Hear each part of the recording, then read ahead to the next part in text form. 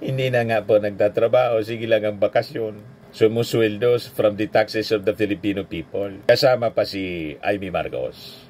Nasabi ni Sara doon sa Kuala Lumpur, na-stage ko na niya siya kasi lagi ko siya niyang kasama. At sabi ko sa kanya, hindi ka pwedeng umalis sa tabi ko hanggat hindi mo na ibabalik ang aking tatay. Kasi yung kapatid mo niya, si BBM, siyang nagpadala sa tatay ko sa ICC. Yan sabi ni Yussi Castro, mas maganda sana magtrabaho kaysa magbakasyon.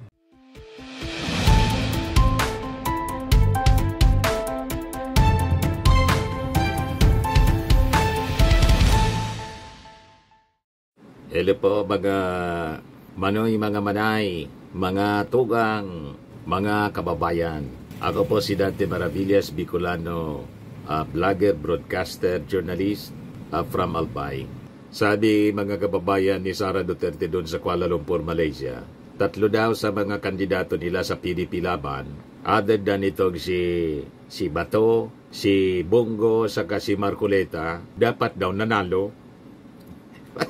Panalo daw. Yan BP Sara says, Duterte and Senate bets Bondok, Kinlo, Mata won in 2025 midterm elections. Hindi, pasumpain mo na. Ikaw yung magpasumpa kung baga nanalo. Pero, never yan na i-recognize ng COMELEC kasi sa bilang nila, talo. Ayaw nga mga kababayan na patulan ng COMELEC. Nag-react kaagad yung Commission on Election. Sabi ni COMELEC Chairman George Garcia on Vice President Sara Duterte's allegations versus Halalan 2025, no comment niya. An expression of opinion by anyone in a democracy is free and therefore should be highly respected. Ayaw patulan po. Imagine, panalo daw siya, Panalo si Bondok, Chinlo, at saka si Dr. Mata. Ayan po. Sabi ni Sara Duterte, tapos na naman ang kampanya. Totoo yun. Pero bakit nandito si Attorney Hinlo, Attorney Bondok, Attorney Mata, hindi man po Attorney si Mata, Dr. Mata. BP Sara said during her address to the Filipino community in Kuala Lumpur. Kasi po, para sa akin, at alam kong totoo, nanalo po sila sa eleksyon nung nakaraan. Ano niya, Mr. Maravillas, ang tingin mo dito sa mga statement ni Sara Duterte? Ako po, sa analysis natin, si Sara Duterte, gawa siya ng kwento para po mailihis doon sa sa issue ng impeachment trial laban sa kanya ilihis ang publiko. Ganon lang. Instruction nito mga kababayan sa tingin natin ng mga propagandist ni Sara Duterte, mga advisors niya. Gawa ka lang niya ng gawa ng kwento. Kasi niya yung mainstream media, gustong-gusto niya na pick upin kahit anong sabihin mo. Kasi po, ang mainstream media talagang ganon. Hanap sila ng controversy para may isulat, may i-report, may kwento. Kasi ang hanap buhay po ng mainstream media, yung kwento, mga controversy. Kaya ako nga, enjoy ako na kung ano-ano ang pinagsasabi ni Sara Duterte, noon si Digong, at saka yung mga kaalyado niyang mga senador, kung ano-ano mga katarantaduan ang ginagawa. O di, wow, may kwento kami. Bahala kayo sa buhay ninyo.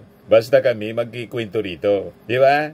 Para basagin yung mga kasinungalingan. Alam nga naman, pabuiluin natin yung mga kasinungalingan nila. Nga po yung COMELEC, ayaw patulan. Demokrasya niya tayo. Yan niya yung opinion niya. O ngayon, kung talagang yon ang paniwala nila, di mag-file sila ng recount. Pag nagpa-recount sila, magagastosan ng milyon-milyon. Walang pumipigil sa inyo na mag-file kayo ng petition for recount sa Commission on Election. Gawin na niyo para malaman natin kung totoo yung inyong kwento. Para daw sa kanya, alam niya daw ang totoo na nalo sila sa eleksyon nung nakaraan. She cited the trio's performance in overseas absentee voting as evidence of their supposed victory, referencing her own 2022 vice presidential win. where early results from absentee in overseas ballot showed her leading. Yun lang pala. Ilan ba yung ating mga mga OFWs kumpara sa mga botante na nandito sa Pilipinas? Ilang percentage ba sila sa total voting population ng ating bansa? Di ba? Maniwala sa iyo, Sara Duterte, na napakasinungaling po ninyo. Ang mga pinagsasabi ninyo, lahat baliktad. Ngayon sabi niya rito, karanasan ko po noong 2022, una ko pong nalaman na baka nanalo, baka lang pala. Baka nanalo ako bilang BP dahil una pong lumabas ang absentee voting, ang OFW vote. Ganon po ang nangyari sa kanila. Panalo po sila sa OFW vote, sa absentee voting. While BP Sara admitted she was not an IT expert, she claimed she had spoken with unnamed information technology professionals who allegedly questioned the integrity of the vote count. Baka yung abogado po na kinaso ng Comelec na daldal ng daldal. Yun man lang. Nanggagatong lang yun. Gusto rin makilala. Di ba? Kinaso ng Comelec. Kasi is casting doubts sa integrity, mga kababayan, ng ating eleksyon. Mag-file kayo ng petisyon for recount para mapatunayan kung talagang nanalo itong tatlo ninyong kandidato. Yan man lang po ang legal process. Yan sabi niya rito. Kausap ko po IT experts na nagsabi hindi talaga pwede na totoo yung mga numero na lumabas. Sinabihan ko po ang PDP. Sabi ko, kayo ang partido. Questionin ninyo kung paano ginawa ang proseso ng bilangan. Official midterm poll ranking showed Bondok placing 17, Hinlo at 26, Inmata at 30th. Imagine that. Napakalayo, mga kababayan. 17, 26, 30. Yun pa yung nanalo. Kakaiba talaga po mag-isip itong si Sara Duterte po. O ngayon, sinagot ng Palasyo Malacanang. Sabi dito, Palace brushes off Sara Duterte's poll fraud claim. Sabi ni Castro, yung resulta niya ng May 12 election must be respected. Ang pangarap na yon sa ngayon ay hindi mangyayari. Yan naman niya ang nakikita nating gusto nilang naratibo. Gawing naratibo, sirain pati ang institusyon, ang kredibilidad ng eleksyon, pati ng Comelec. Yan ang talagang ninanais nila. Hindi naman siguro sila nagsasabi ng anumang positibo pagdating sa gobyerno o sa ginagawa ng pamahalaan. Sabi nga natin, mas maganda sana magtrabaho kaysa magbakasyon. Hindi na nga po nagtatrabaho, sige lang ang bakasyon. Sumusweldos from the taxes of the Filipino people. Kasama pa si Amy Marcos. Nasabi ni Sara doon sa Kuala Lumpur, na-stage ko na niya siya kasi lagi ko siya niyang kasama. At sabi ko sa kanya, hindi ka pwedeng umalis sa tabi ko hanggat hindi mo na ibabalik ang aking tatay. Kasi yung kapatid mo niya, si BBM, siyang nagpadala sa tatay ko sa ICC. Yan sabi ni Yussi Castro, mas maganda sana magtrabaho kaysa magbakasyon. Pakinggan natin yung press con kanina, press briefing ni Yussi Castro. Sinagot niya yung mga kwentong yan, mga kababayan, sa kaiba pang mga concerns. Ayan po si Yusek. Maaari na po tayong tumanggap ng inyong mga katanungan. Tristan Nodalo, Newswatch Plus. Good morning po, Yusek. Yusek, kagabi po nailabas yung request ng defense team, the former President Rodrigo Duterte, asking the ICC to grant him interim release on the grounds of he is not a flight risk, won't commit further crimes, and that a member state is ready to receive him kung pagbibigyan po ng ICC. Ano pong posisyon ng Malacanang dito sa request na interim release? Lalo na syempre yung mga victims po ng drug war ay ang gusto nila pa rin ay accountability sa part ng former president. Well, unang-una, nabasa natin na parang i-claim po nila or ilalagay po nila sa kanilang petition that Mr. Duterte will not imperil proceedings if released. Mr. Duterte will not continue to commit crimes. So in one way or another, the council admitted that the president, the former president, had committed such crimes? Nahuli sa sariling bibig, inamin na may krimen ngang crimes against humanity. Ang nag-amin po, yung mismong abogado, nilaglag si Digong ng kanyang abogado habang nagpa-file ng petisyon for temporary release.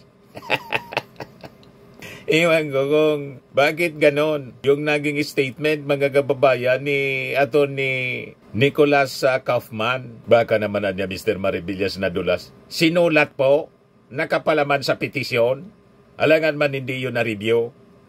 Nadulas kung verbal lang yung statement. Sinulat. So nakasulat yung pag-amin ng crimes against humanity. Talaga pong parang si Digong, nilaglag niya yung kanyang sarili, pati si Bato dinamay sa paglaglag. Sa bagay, si Bato naman talaga po yung PNP chief at implementor ng kanyang war on drugs. Sino pa man. You see? Kaya ito yung statement ni Yusek Claire Castro. Inamin niya. Inamin ng abogado. Just a question. Because they will include that in their motion or petition that Mr. Duterte will not continue to commit crimes. So may pag-amin ba rito? And anyway, if that's their strategy, will not continue to commit crimes. Basta daw inapprove yung interim release, hindi na ipagpapatuloy yung paggawa niya ng krimen. So, ibig sabihin, inamin yung paggawa ng krimen, i-discontinue nga daw, hindi na ipagpapatuloy yung paggawa ng krimen. So, inamin yung krimen. Kasi kung hindi, ano yung hindi mo ipagpapatuloy? Tama po.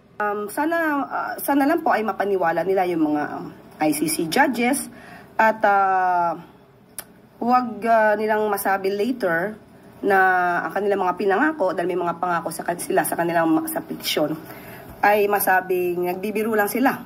Katulad ng nangyari sa pangako sa jet ski.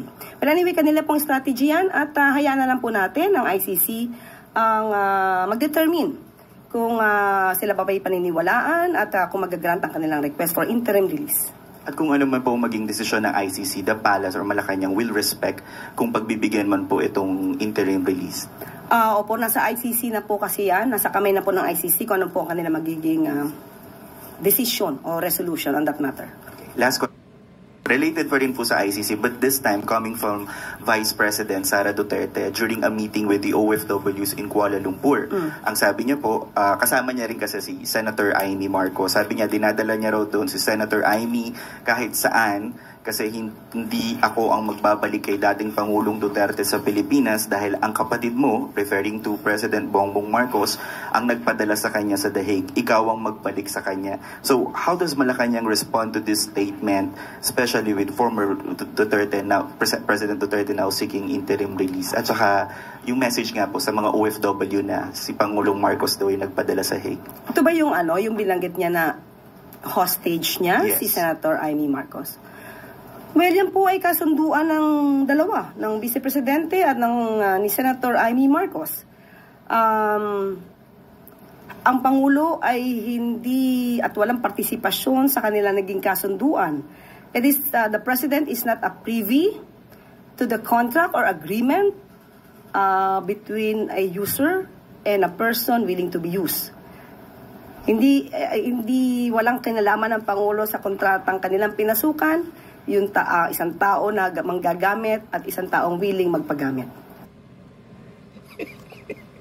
Siguradong magre-react na naman po si Sara Duterte dito kay Yusek Castro. Kasi yung term na ginamit, user itong si Sara Duterte at si Amy Marcos willing na magpagamit.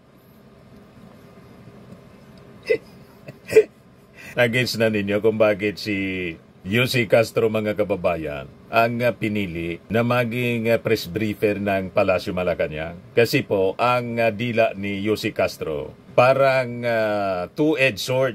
Bagay na pantapat kay Sara Duterte. Laging may patama po.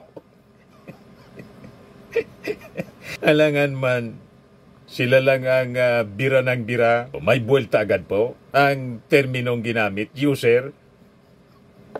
At si Amy nagpapagamit din. At ang nais lang po natin sana ay ang Pangulo po kasi ang sinabi niya ay tuloy-tuloy siya sa kanyang pagtatrabaho. Focus sa trabaho. Nadagdag pa nga po ang problema dito sa Siquijor.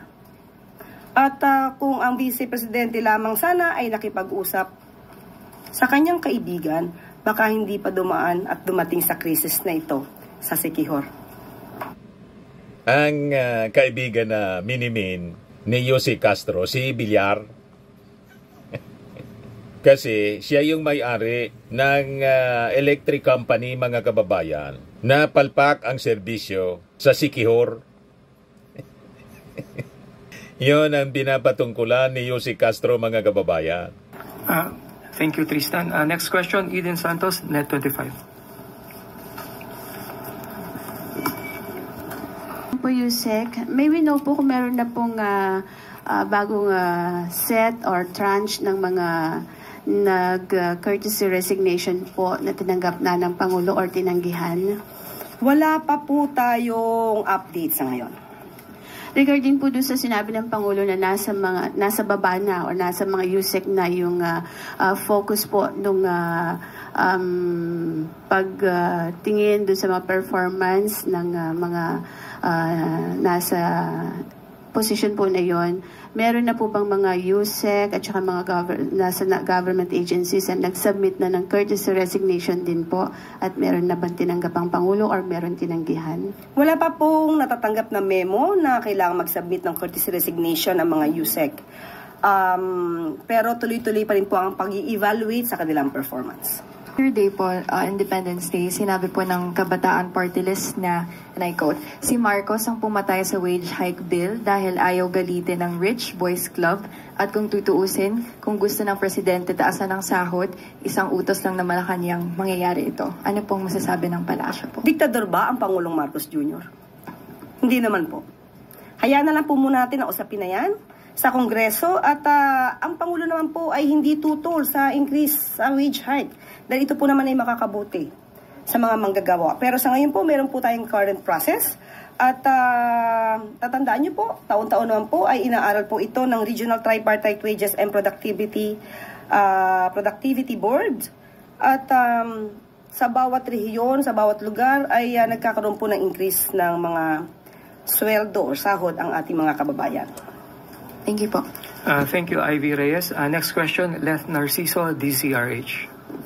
Good morning, Yusek. Ma'am, VP Sara raised doubts over the results of the recent midterm election. Sabi niya, may nakausap siyang IT experts na nagsasabing hindi pwedeng totoo yung mga numerong lumabas, at sinabihan niya daw ang PDP na questionin kung paano ginawa ang proseso ng bilangan. How does the Palace view such claim from the Vice President? Well, sa mga ganito kasi, wish lang nila yon. Libre naman ang mangarap. Ang pangarap na iyon ay sa ngayon ay hindi mangyayari.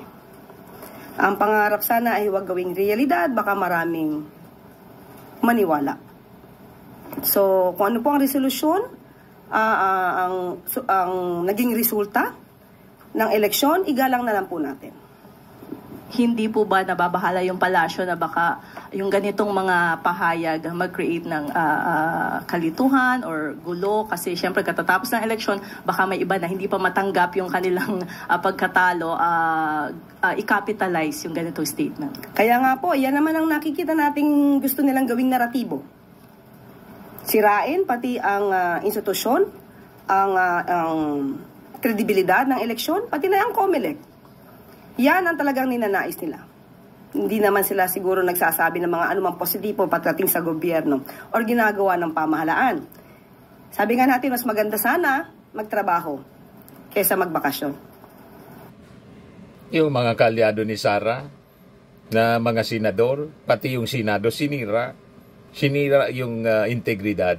Sinira yung reputasyon, mga kababayan, ng impeachment court. Nakita naman ninyo kung anong pinagagawa ng ganyang mga kaalyado senador po, pati yung impeachment case, kahit hindi pwede, gustong ipadismiss. Ganon katindi, mga kababayan, ito mga kaalyado ni Sara. Radyo. Yusek, good morning.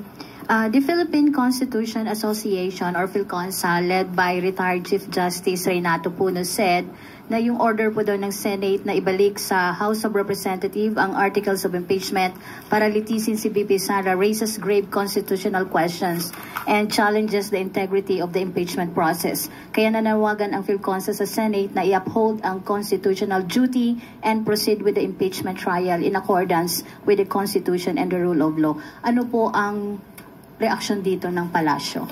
Ang bawat opinyon ng isang tao, grupo, ay iginagalang po ng Pangulo. Ang sabi nga po ng Pangulo kahapon, ang totoong kalaban po ng kalayaan ay ang pagiging manhid. Nais pa rin po ng Pangulo na magkaroon ng katatagan ang demokrasya sa bansa. Sa mga nangyayari ngayon, Yusek, sa dalawang kapulungan ng Kongreso, may balak po bang kausapin ni Pangulong Marcos ang dalawang leader ng chamber? Actually, ang dalawa pong leader ng kapulungan, si Senator SP Cheese Escudero at si House Speaker Romualdez ay umaten po ng venue kahapon. At naniniwala naman po at may tiwala ang Pangulo na ang anumang mga di pagkakasundo sa mga issues ay mariresolba ng dalawang kapulungan.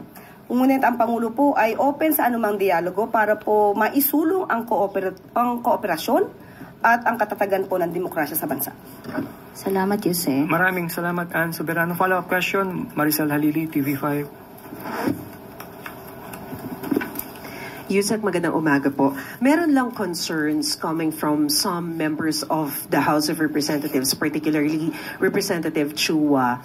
And although nag-convene na yung impeachment court, merong ilang mga senator judges na lantaran na nagpapakita ng suporta sa defendant na si Vice President Sara Duterte, particularly Senators Amy Marcos and Robin Hood Padilla.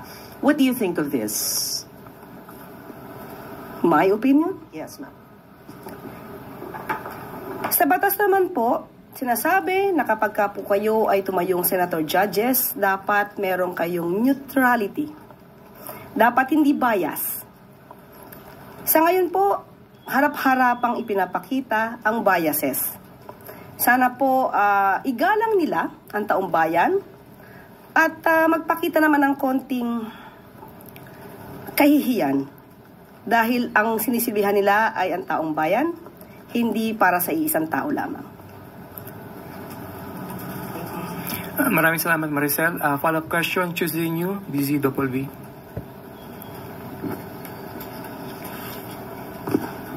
Good morning, ma'am. Ma'am, napansin ko lang 2 beses niyong nabanggit na mas mabuti pa ngang magtrabaho na lang kaysa magbakasyon. Who are you referring to, ma'am? Mayroon ka bang pinatutungkulan na tao dito sa nagbabakasyon ngayon? May nagbabakasyon po ba? Hindi ko po alam. Kaya ko tinatanong sa inyo. In general po, ang Pangulo po, aksyon, aksyon, at aksyon. Hindi bakasyon. Yan po lagi ang ginagawa ng ating Pangulo. So wala kayong particular na... Wala po akong particular. Maliban lamang po kung mayroon po kayong alam na nagbabakasyon ngayon. Alam na? Thank you. Si Sarah? Maraming follow-up question, Ivan Marina. Nabanggit niyo, Yusek, that the President is open to a dialogue para to trash out the differences in positions sa upper and lower chamber. But is he going to initiate it? Para ho hindi na lumala itong sinasabing possibility of a constitutional crisis. Sa ngayon po, hindi ko po masasabi kung siya po yung mag-i-initiate. Kasi may mga issues po ito, mas malala po ang issue patungkol sa impeachment. Ayaw pong lumugar ng Pangulo na masasabi na siya po ay nakikialam patungkol po dito. So, kung pag-uusapan lang po ay ang kanilang diskurso o hindi pagkakaintindihan tungkol sa impeachment, hindi po makikialam ang Pangulo kung sila man po ay may pagtatalo patungkol dyan. Pero sa mga ibang issues po, malamang pwede. Yes, but at what point or in what issues is the President willing to intervene? Depende po. Kung gano'n na po ba kalala. Kasi may nakikita po tayo, may pagtatalo po sa wage hike, may pagtatalo rin po patungkol sa Magna Carta sa barangay healthcare. So, tignan po, at i-assess po ito ng Pangulo, but still, the President is open for a dialogue. Salamat. Thank you. Thank you, Ivan. With no more questions, Yusek, clear? Okay. Ngayon, Ito na yung magandang balita sa war on drugs ng ating Pangulong Bongbong Marcos. Pakinggan natin ang good news para malaman ng lahat. Okay? At bago po tayo magtapos, halos 4 na bilyong pisong halaga ng shabu ang na-recover, Tagalog talaga, na-recover ng mga ahensya ng gobyerno sa tulong ng mga mangingisda sa Pangasinan. Isinurrender ng 29 fishermen sa PIDEA, Philippine Coast Guard, PNP, Philippine Navy at NBI ang 588 vacuum-sealed plastic packs na naglalaman ng illegal na droga na may tinatayang street value na 3.9 billion pesos. Nitong Mayo lamang ay may 10 mangingisda mula Bataan naman ang nag-surrender ng mga na-recover na-recover nilang illegal na droga na palutang-lutang sa karagatan ng Masinloc, Zambales. Tinatayang nasa 1.5 billion pesos ang halaga. Grabe po. Yan ang war on drugs, mga kababayan. Effective. Yan, hinirang ng mga bayani bloodless, ang mga nasasabing mangingisda dahil sa agarang pag-alerto ng mga ito sa mga otoridad. Isa itong halimbawa ng mahusay na kooperasyon sa pagitan ng mga ordinaryong mamamayan at mga ahensya ng gobyerno. Nananawagan po tayo sa pamahalaan, ang pamahalaan sa buong taong bayan. Makipag-ugnayan po kayo upang masawatan natin ang mga illegal na gawain kahit saan mang panig ng bansa. Mabuhay po kayo.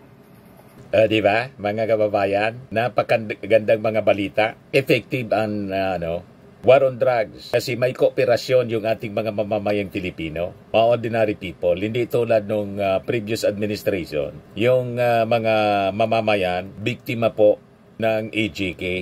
Kaya nga po si Digong, nasa ICC for crimes against humanity.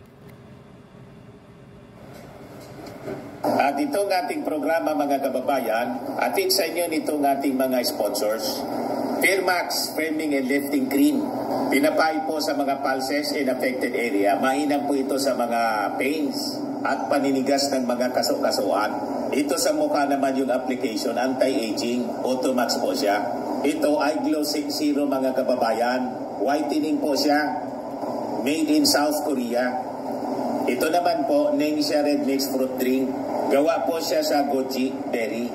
May anti-cancer properties po siya. At sa mga nagana po ng malinis and spacious fitness gym, pumunta lang po kayo sa aming Colossal Fitness Gym.